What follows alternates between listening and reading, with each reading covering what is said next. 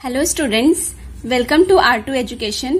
पिछले वीडियो में हमने संज्ञा और सर्वनाम के प्रकार पढ़े थे और इस वीडियो में हम विशेषण की परिभाषा पढ़ेंगे और उसका प्रकार पढ़ेंगे और क्रिया भी पढ़ेंगे। सबसे पहले हम विशेषण की परिभाषा देखेंगे। विशेषण की परिभाषा है जो संज्ञा या सर्वनाम का गुण, दोष, रंग, ढंग, संख्या, माप आदि बताता है वह विशेषण कहलाता है। जैसे हाथी कामचोर था, मोर के पंख सुंदर होते हैं, बंदर चालाक था। ऊपर दिए हुए ये तीनों सेंटेंस में हम जो अंडरलाइन वर्ड है वो संज्ञा की विशेषता बता रहा है। तो ये क्या हुआ? विशेषण। कामचोर, सुंदर और चालाक, ये क्या हो गया? विशेषण। और ये किसकी विशेषता बता रहा है? संज्ञा की। संज्ञा क्या है? हाथी, मोर और बंदर, ये क्या है? प्राणियों के नाम है जो संज्ञा कहलाएंगे।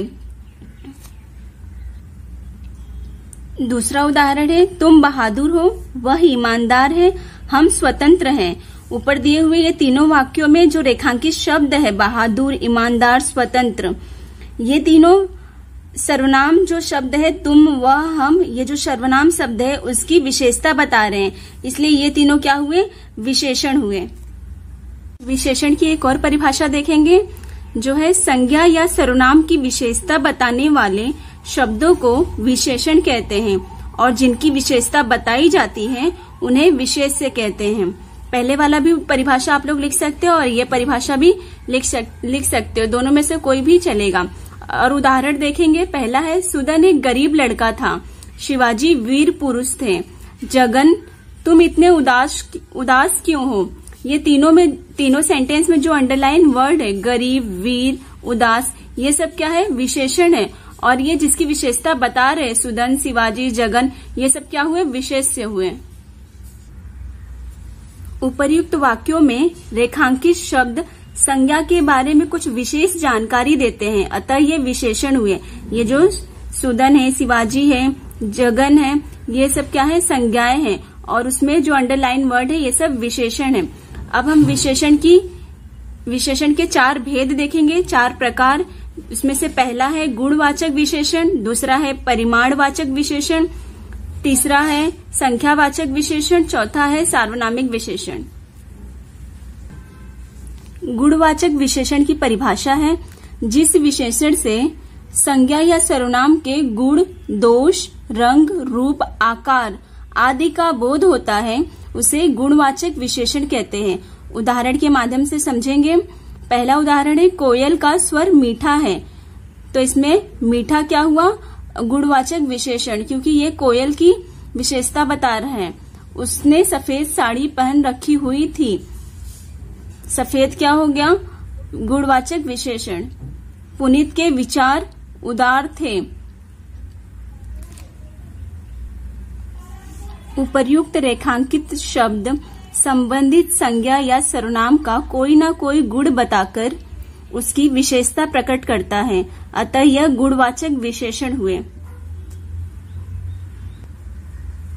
दूसरा है संख्यावाचक विशेषण। परिभाषा है जिस विशेषण से संज्ञा या सर्वनाम की संख्या का बोध होता है उसे संख्यावाचक विशेषण कहते हैं। इसके 2 भेद हैं, निश्चित संख्या और अनिश्चित संख्या। निश्चित संख्या में कोई फिक्स नंबर दिया रहेगा जैसे 2, 3, पाव, ढाई, और अनिश्चित संख्या में कुछ, कई, बहुत, सारे, ये सब वर्ड दिया रहेगा। पहला उदाहरण है वहां कई लोग खड़े हैं, तो कई जो वर्ड है, जो कई शब्द है, उससे पता नहीं चल रहा है कि कितने लोग खड़े हैं, तो वो किस में आएगा? अनिश्चित संख्या में। दूसरा है उदाहरण उसने 10-10 के 4 नोट दिए, तो ये 4 इसमें क्या आएगा? निश्चित संख्या। कुछ लुटेरे मेरे पीछे पड़े हैं, तो इसमें कुछ किस में आएगा? अनिश्चित संख्या में। उसने 2.5 किलो मिठाई खरीदी, ये आएगा निश्चित संख्या में। ये विशेषण संबंधित संज्ञा की संख्या का बोध कराते हैं, अतः ये संख्यावाचक विशेषण है। तीसरा है परिमाणवाचक विशेषण।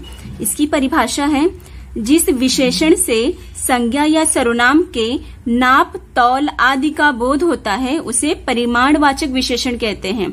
उदाहरण है पहले की अपेक्षा अब अधिक अन्न उपजता है। इसमें अधिक परिमाणवाचक विशेषण कहलाएगा। डाक बंगला 3 किलोमीटर दूर है। उसके पास बहुत धन है। सोनिया का कुटुंब मतलब परिवार काफी बड़ा है। ये जो भी बॉक्स के अंदर वर्ड्स दिए हैं वो सब परिमाणवाचक विशेषण कहलाएंगे। ऊपर के चारों उदाहरणों में आपने ध्यान दिया होगा कि परिमाणवाचक के भी 2 प्रकार हैं। एक है निश्चित परिमाणवाचक, दूसरा है अनिश्चित परिमाणवाचक। निश्चित में कौन सा आ जाएगा? 3 किलोमीटर, और अनिश्चित में अधिक, बहुत, काफी, ये सब अनिश्चित परिमाणवाचक विशेषण कहलाएंगे। जो निश्चित संख्या है जैसे 3 किलोमीटर, 5 लीटर, 2 किलो, 1 दर्जन, 3 मीटर, ये सब किस में आएगा? निश्चित परिमाणवाचक संख्या में। और काफी, बहुत, थोड़ा, कई, हाँ, कुछ, ये सब किस में आ जाएगा? अनिश्चित परिमाणवाचक विशेषण कहलाएगा। चौथा प्रकार है सार्वनामिक विशेषण, जिसे संकेतवाचक विशेषण भी कहते हैं। इसकी परिभाषा है जो विशेषण संकेत के द्वारा किसी का बोध कराता है उसे सार्वनामिक विशेषण कहते हैं। उदाहरण है ये लोग अब यहीं रहेंगे। दूसरा उदाहरण है इस देश की विविधता में एकता है। वह लड़का अच्छा है। पत्थर उस लड़के ने उठाया। इसमें जो ये, इस, वह, उस, ये सब जो वर्ड है ये सब किसी को संकेत कर रहे हैं, तो ये सब किस में आ जाएंगे? संकेतवाचक सार्वनामिक विशेषण में, या संकेतवाचक विशेषण भी कह सकते हैं। ये विशेषण संबंधित संज्ञा या संज्ञा द्वारा संकेत या सर्वनाम का बोध कराते हैं। अतः ये संकेतवाचक विशेषण या सार्वनामिक विशेषण कहलाते हैं। अब हम क्रिया की परिभाषा देखेंगे। जिन शब्दों से किसी काम का करना या होना सूचित होता है उसे क्रिया कहते हैं। जैसे लिखना, पढ़ना, सोना, ड्राइविंग करना, ये सब।